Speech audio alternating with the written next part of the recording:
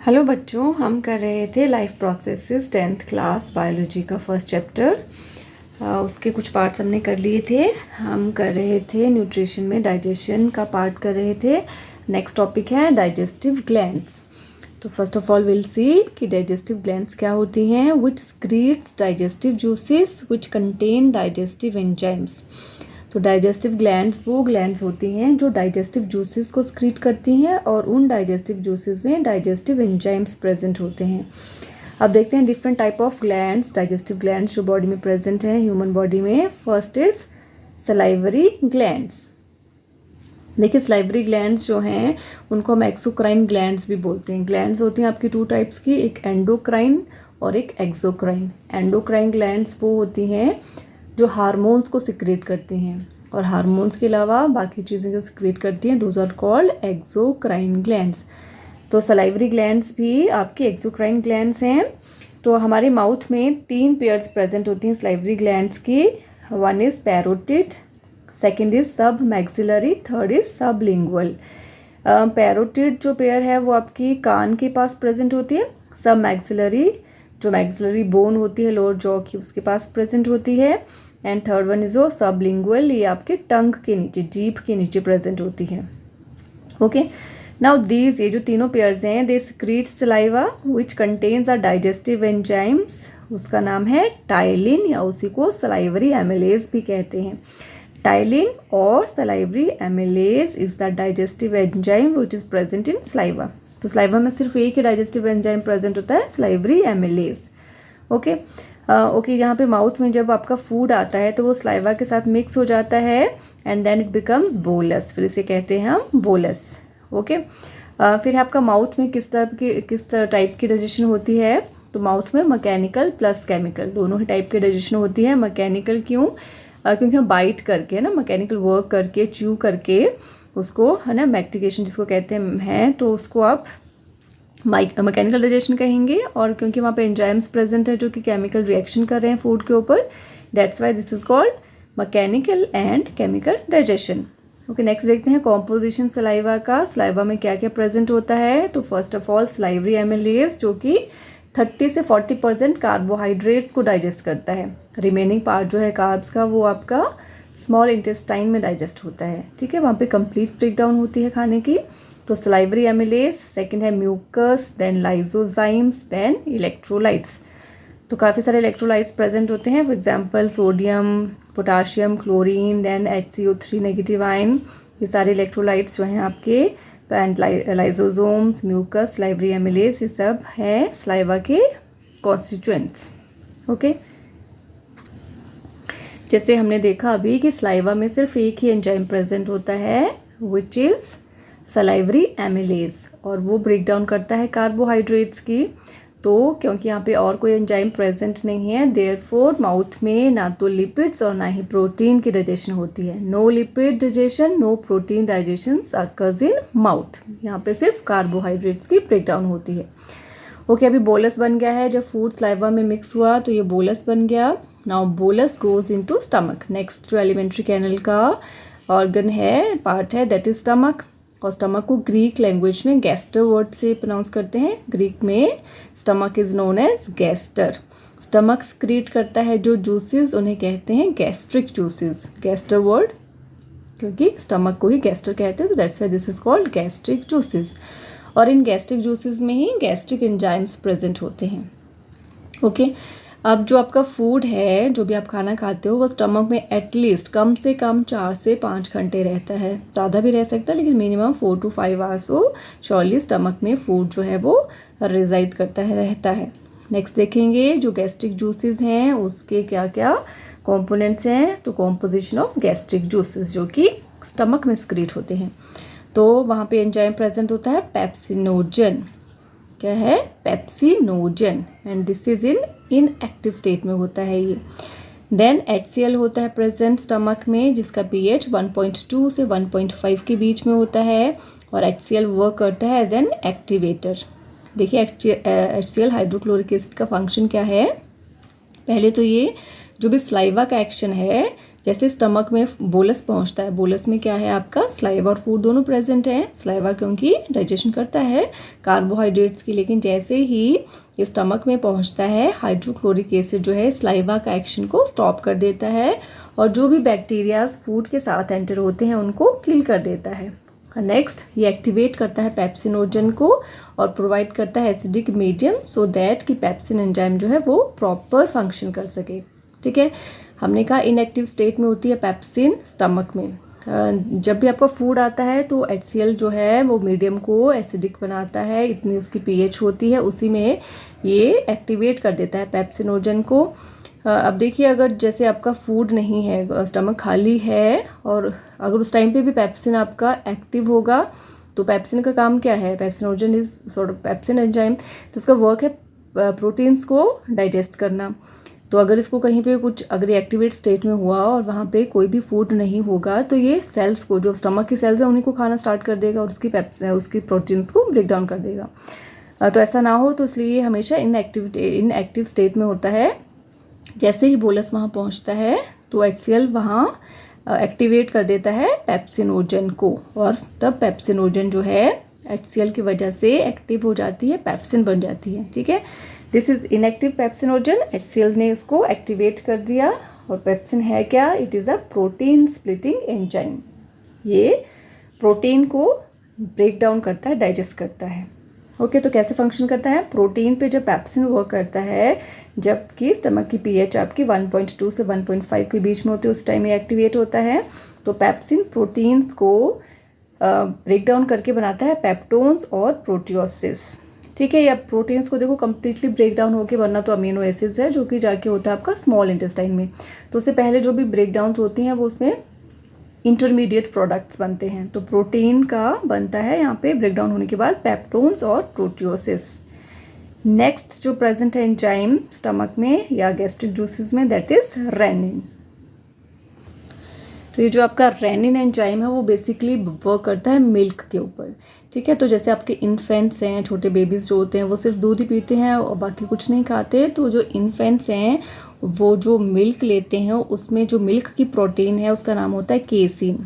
ठीक है, मिल्क की प्रोटीन केसिन। तो ये जो रेनिन है वो इस केसिन, इस प्रोटीन को स्प्लिट करता है, इसको ब्रेक डाउन करता है। ठीक है, तो जो स्टमक के पास एंजाइम है रेनिन वो किस पे वर्क करता है, वो केसिन पे वर्क करता है। और केसिन क्या है, ये मिल्क की प्रोटीन है, मिल्क में जिस टाइप की प्रोटीन होता है that is named as casein.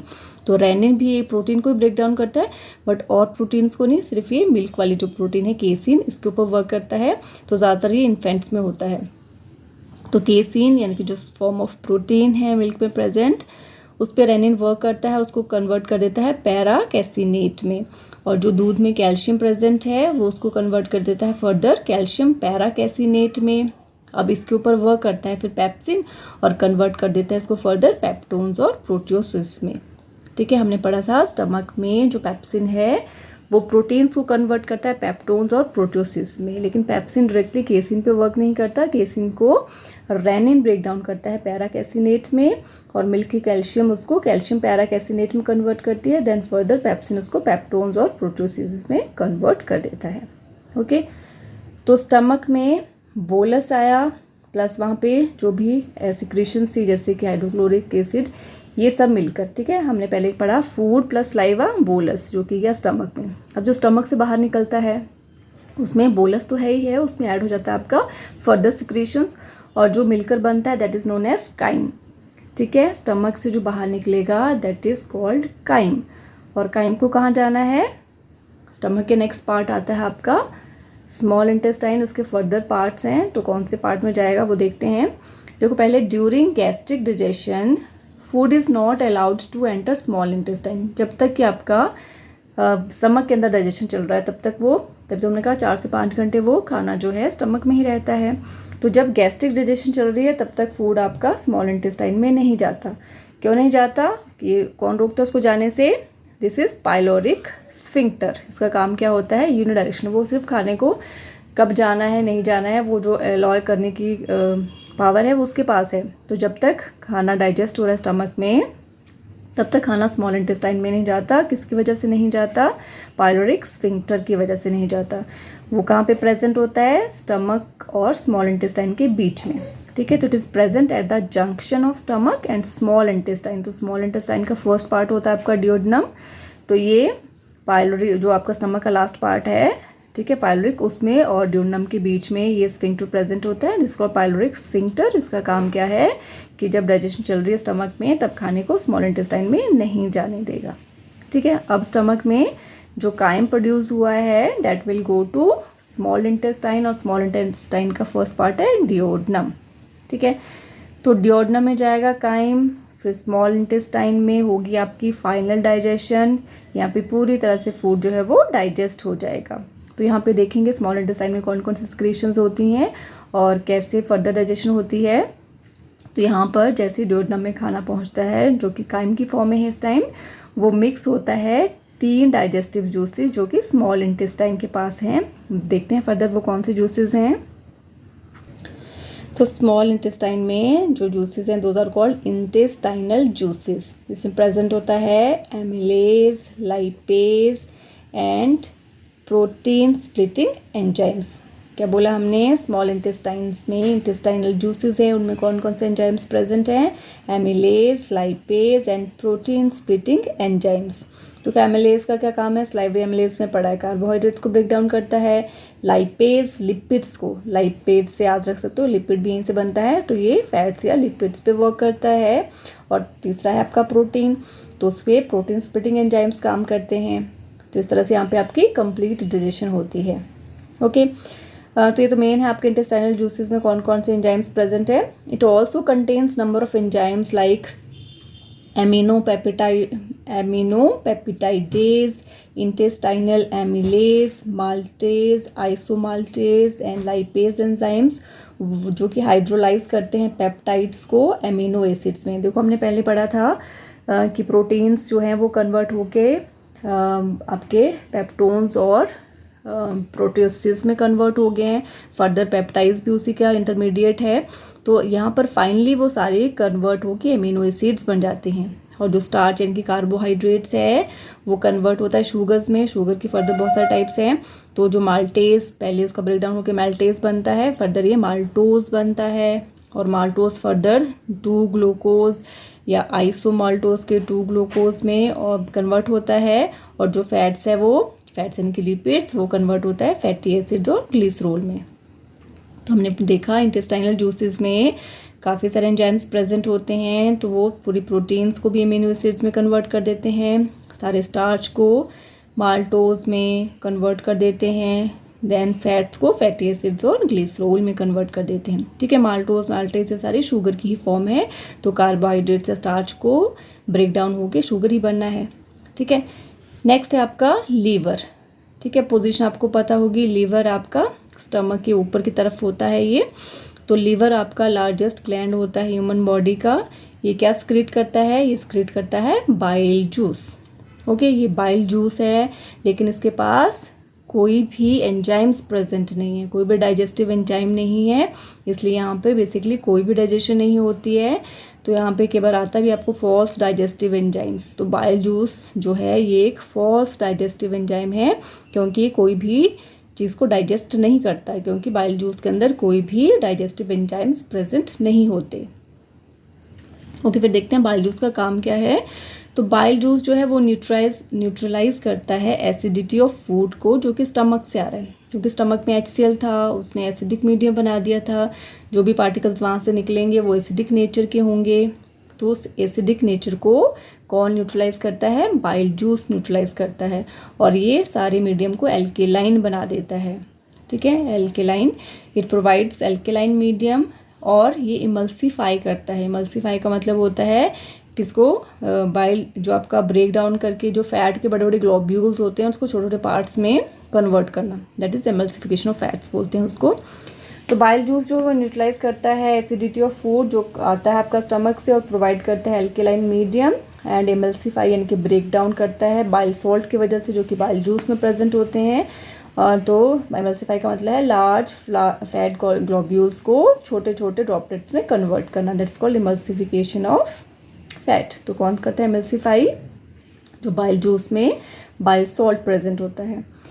Then एक और ग्लैंड है आपका पैनक्रियाज। ठीक है, पैनक्रियाज जो है वो आपका जैसे हमने देखा भी स्टमक के पास ही प्रेजेंट है, दोनों आपका स्टमक से ऊपर थोड़ा सा ऊपर लीवर प्रेजेंट होता है और उससे थोड़ा सा नीचे आपका पैनक्रियाज प्रेजेंट होता है।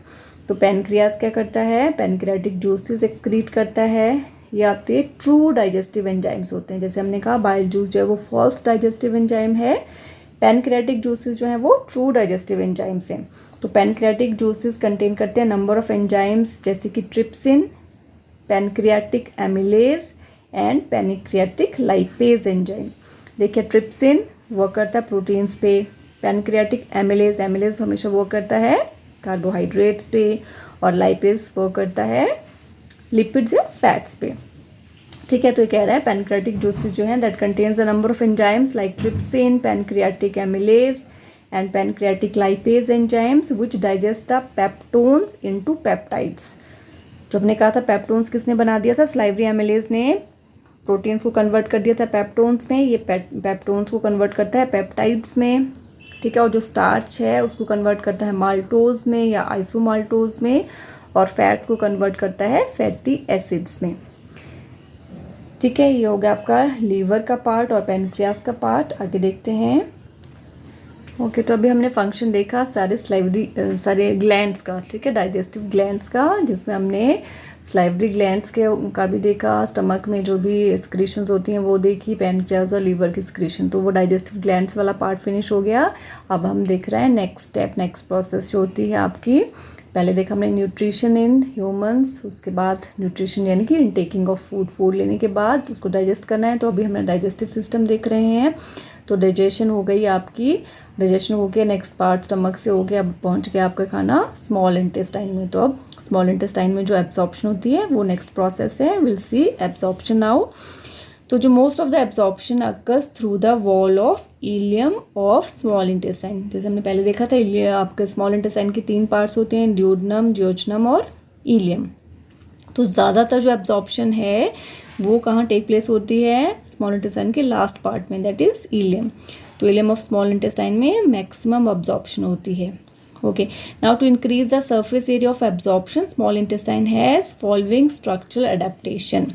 देखिए एब्जॉर्प्शन हमने कहा सारे स्मॉल इंटेस्टाइन में होनी है, वो भी बेसिकली सबसे ज़्यादा उसके लास्ट पार्ट इलियम में होनी है। तो स्मॉल इंटेस्टाइन का क्योंकि हम अरेंजमेंट वाइज देखते हैं बहुत छोटा है, तो लेंथ वाइज तो काफ़ी लंबी है, लेकिन उसका सरफेस एरिया और ज़्यादा इंक्रीज हो सो दैट कि एब्जॉर्प्शन और अच्छे से हो। तो उसका स्ट्रक्चर किस तरह से बना है, क्या अडेप्टेशन है। पहला तो स्मॉल इंटेस्टाइन है लॉन्ग साइज्ड, अबाउट 6 मीटर के अप्रॉक्सीमेटली इसकी लेंथ है, और जो इसका इनर सरफेस होता है that is raised into 4 millions of finger like folds called villi. ठीक है, उसमें हेयर लाइक पतले पतले से प्रोजेक्शंस होती हैं जिनको विली कहते हैं। तो इनका मेन फंक्शन क्या होता है, देखो each cell of villus, villi आपका प्लूरल है, each cell of villus is with electron microscopic process called microvilli. इन विलीज के ऊपर और फर्दर पतली पतली प्रोजेक्शंस होती हैं, those are called microvillis. Each villus is with blood capillaries and a lymph capillary. ठीक है, जो हर एक विलस है उसके साथ कनेक्टेड होते हैं बहुत सारी ब्लड कैपिलरीज, साथ में लिम्फ कैपिलरीज। तो ये सारा अरेंजमेंट है आपका स्मॉल इंटेस्टाइन के इनसाइड में।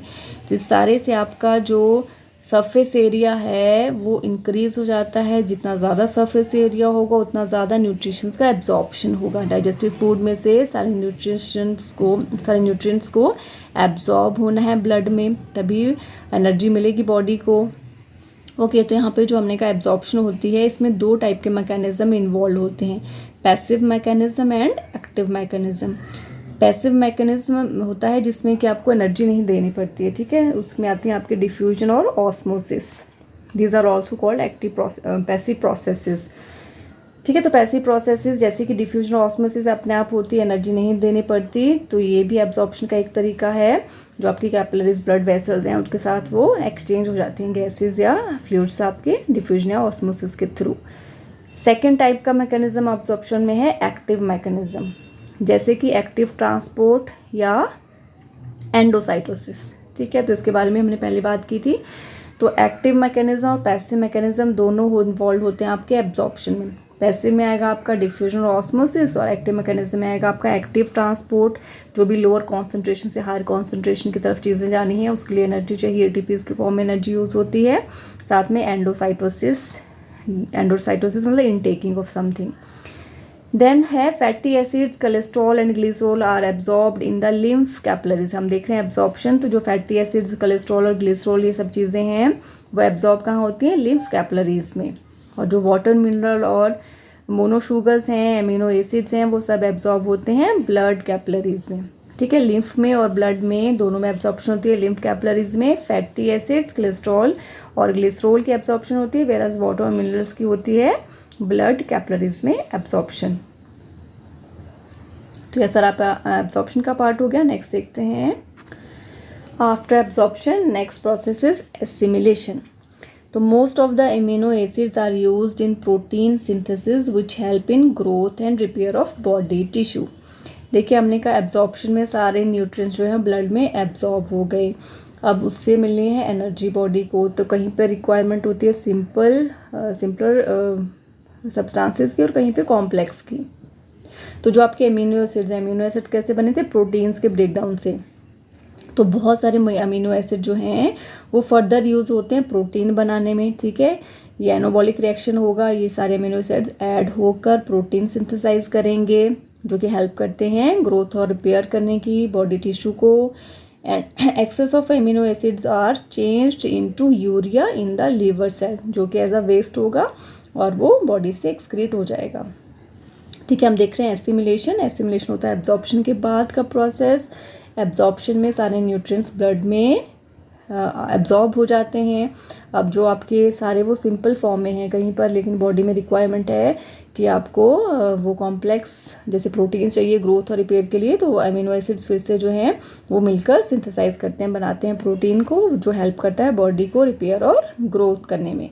और जो भी एक्सेस ज़्यादा जो आपके बाकी वाले अमीनो एसिड्स हैं वो यूरिया की फॉर्म ले लेते हैं लिवर सेल्स में। एंड ये तो हो गया आपका अमीनो एसिड्स का।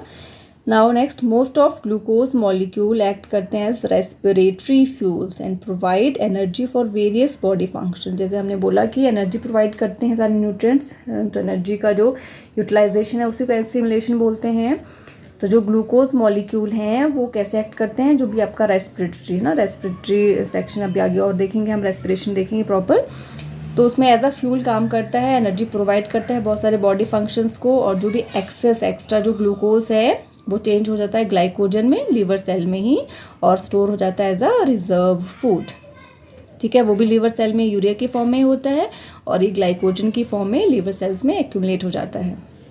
नेक्स्ट आता है आपका फैट। पहले हमने देखा प्रोटीन्स, एमिनो एसिड्स, फिर ग्लूकोज लिपिड्स देखा आपका, ग्लूकोज देखा हमने आपका कार्बोहाइड्रेट्स का फॉर्म। नेक्स्ट है फैट्स, नेक्स्ट न्यूट्रिएंट ना। तो most of the fats are used in the formation of membranes of new cell. जो भी आपकी मेम्ब्रेन, प्लाज्मा मेम्ब्रेन वगैरह हैं वो फॉर्म होती है, हमने पढ़ा ना प्रोटीन्स और लिपिड्स की। तो बहुत सारा फैट जो है वो मेम्ब्रेन, नई सेल्स की मेम्ब्रेन बनाने में यूज़ होता है। और जो भी एक्सेस फैट होता है वो स्टोर हो जाता है स्किन के नीचे, जिससे कि आपका वो ओबेसिटी बढ़ती है। ठीक है, then next process is your egestion. ठीक है, इजेशन या डेफिकेशन, जो भी बॉडी से वेस्ट मटेरियल को बाहर निकालने के प्रोसेस है दैट इज़ कॉल्ड इजेशन, या उसी को हम डेफिकेशन भी कहते हैं। तो क्योंकि सारा खाना न्यूट्रिशन ले लिया, डाइजेस्ट हो गया, एब्जॉर्प्शन हो गई, एसिमिलेशन में सारा हमने देख लिया, एनर्जी कैसे प्रोवाइड की। अब जो भी आपका अनडाइजेस्टेड फूड, वेस्ट फूड बचता है उसको बॉडी से बाहर निकालना है। तो part of food remain undigested, specially cellulose of plant food. तो काफ़ी चीज़ें हैं जो हमारी बॉडी में डाइजेस्ट नहीं होती, उसमें से मेन होता है आपका सेल्यूलोज, जो भी हम प्लांट्स से रिलेटेड प्लांट फूड लेते हैं उन सब में सेल्यूलोज होता है और हमारी बॉडी कम्प्लीटली डाइजेस्ट नहीं कर सकती सेल्यूलोज को, तो सारा भी आपका अनडाइजेस्टेड रहता है। तो undigested food along with water and excess of enzymes enter the large intestine. तो जो भी आपका अनडाइजेस्टेड फूड है नेक्स्ट हो जाता है लार्ज इंटेस्टाइन में। लार्ज इंटेस्टाइन क्या करती है? एब्जॉर्ब करती है पानी को, और जो भी आपका अनडाइजेस्टेड फूड है उसको कन्वर्ट करके सेमी सॉलिड फिशेस में कन्वर्ट कर देती है, और जो भी आपका एक्सेस कैल्शियम फॉस्फेट होता है उसको भी रिमूव कर देती है। लार्ज इंटेस्टाइन में आपका वाटर एब्जॉर्प्शन होता है और जो भी वेस्ट मटेरियल है वो सारा कहाँ स्टोर होता है? Rectum temporarily stores fishes, absorb water and finally expels out through anus. तो लार्ज इंटेस्टाइन से जो भी अनडाइजेस्टेड फूड है वो सारा रेक्टम में स्टोर होता है फिशेस की फॉर्म में, और जब भी आपको अर्ज होती है तो आप उसको बाहर निकाल देते हो बॉडी से एनस के through. The exit of faeces is regulated by an anal sphincter ring of involuntary smooth muscle surrounding anus, है ना। तो स्फिंक्टर के बारे में हम ऑलरेडी डिस्कस कर चुके हैं।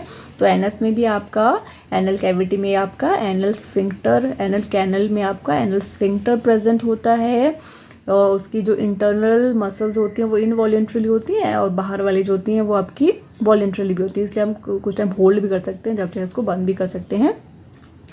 तो जो आपका फीचर्स यानी कि जो भी आपका वेस्ट बॉडी से निकलना है उसको बाहर निकलने के लिए जो आपका एनल स्फिंक्टर है वो रेगुलेट करता है, वो अलाउ करेगा जाने के लिए, उसको बॉडी से बाहर निकालने के लिए। ठीक है, इसको एक बार थोड़ा सा डायग्राम से समराइज कर लेते हैं।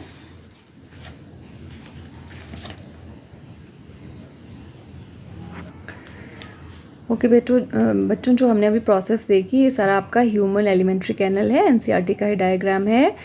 यहाँ से देखिए हमने कहा माउथ में बकल कैविटी है, माउथ से आपका फूड आएगा और यहाँ पर आपका एसोफेगस से होकर, ठीक है, सबसे पहले यहाँ पे बकल कैविटी में आपका डाइजेशन स्टार्ट होता है किसका? कार्बोहाइड्रेट्स का। स्लाइवरी एमिलेज यहाँ पर होती हैं आपकी प्रेजेंट, तो यहाँ से बाउल सिक्रीट करते हैं स्लाइवरी एमिलेज जो कि डाइजेस्ट करता है कार्बोहाइड्रेट्स को। ईसोफेगस में कोई भी डाइजेशन नहीं होती है। उसके बाद यहाँ स्टमक में जाता है, स्टमक के पास देखिए ऊपर आपका प्रेजेंट है ये आपका लीवर सेल है, लीवर से आपका बाइल जूस सिक्रीट होता है, और यहाँ पे नीचे देखिए पेनक्रियाज है। तो इन दोनों से सिक्रेशंस होती हैं जूसेस की, ये आपका दोनों सिक्रेशंस जो है आपकी स्मॉल इंटेस्टाइन में जाती हैं।